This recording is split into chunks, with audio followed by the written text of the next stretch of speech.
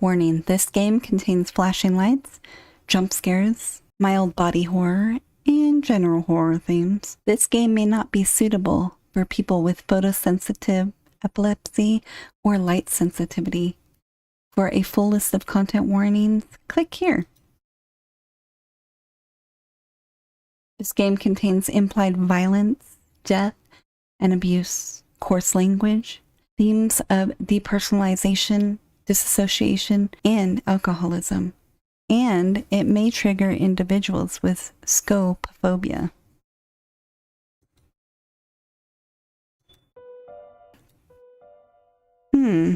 Where are you? You swear you were just in the drawing room when you began to wander about the house. You followed your feet and arrived at the unlit room with a slanted roof. Silhouettes draped themselves in dusty white cloth. Ah, yes, this must be the attic. Your childhood hiding place. An ornate wood frame stands uncovered. You inch closer, inching to trace the finely carved vines on its surface with your fingers. A set of eyes and pallid face appears, just a hair's breadth away from your own.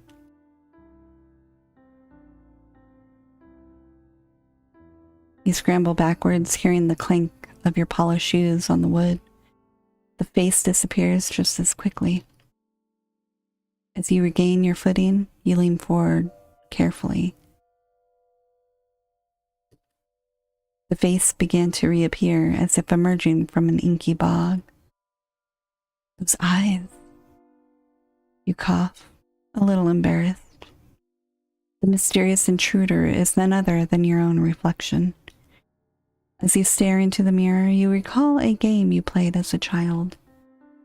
Blow out the candle, look deep into your eyes.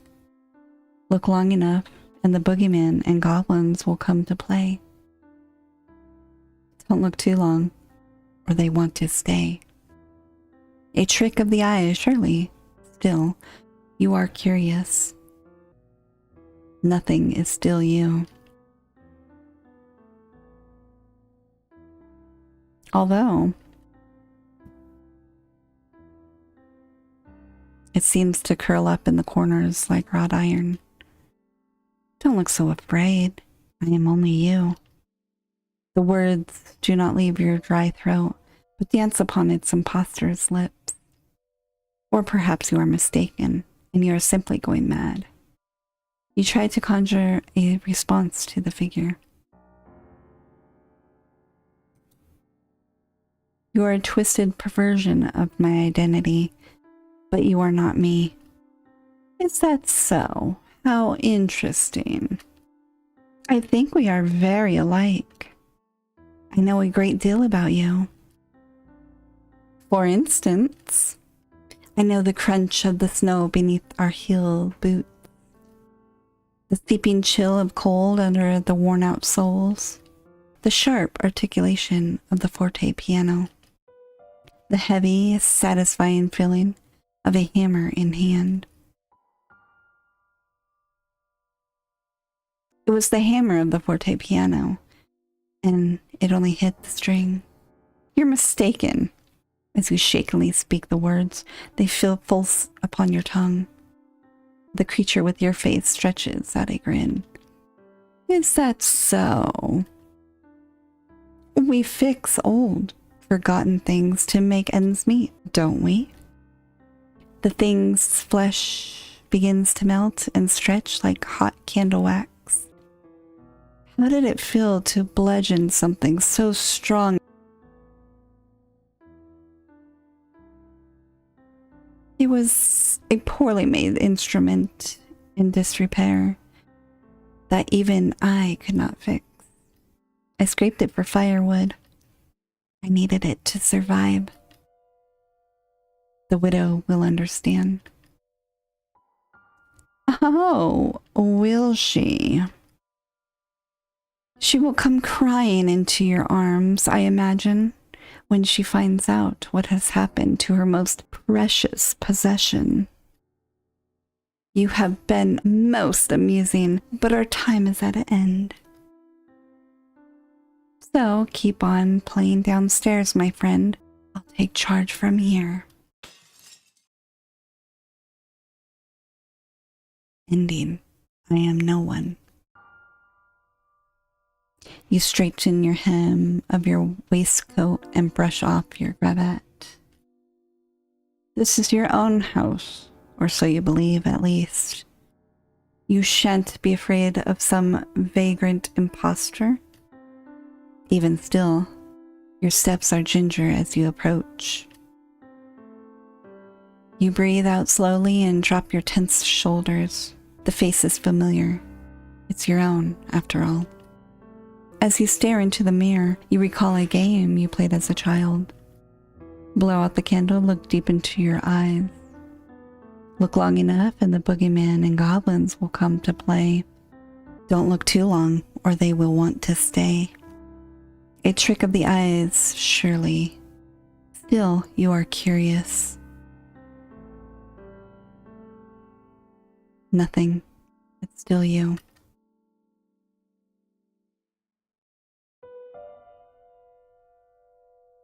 Although,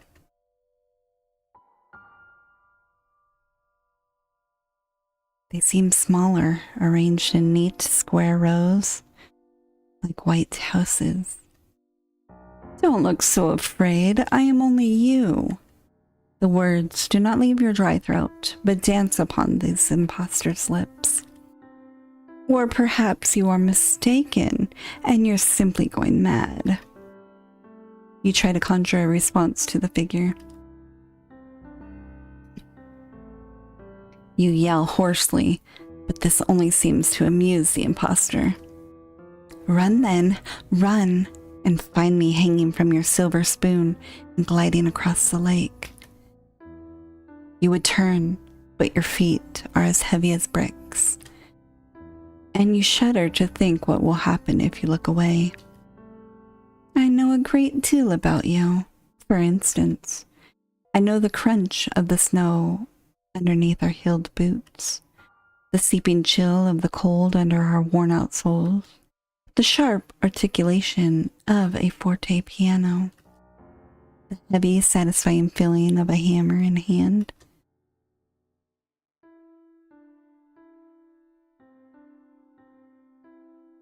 I had nary a threadbare coat and holes in my stockings, but it didn't bother me. See? Look how much similar we are. We fix old things, forgotten things to make ends meet, don't we?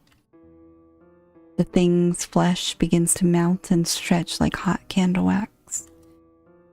How did it feel to bludgeon something so strong and heavy? He was nothing but a cockroach underneath my heel. The brat got what was coming to him.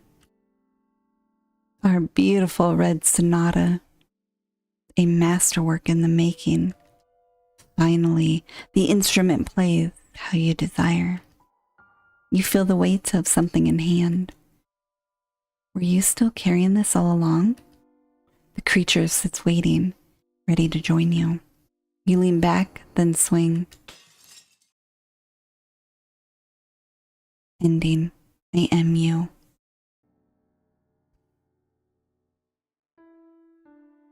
They look like cat's eyes, dilated for stalking prey. Don't look so afraid. I am only you. The words do not leave your dry throat, but dance upon this impostor's lips. Or perhaps you are mistaken, and you are simply going mad. You try to conjure a response to the figure. Or a devil come to tell you my deeds and claim me. A devil to you, my friend? I could be your angel. I know a great deal about you.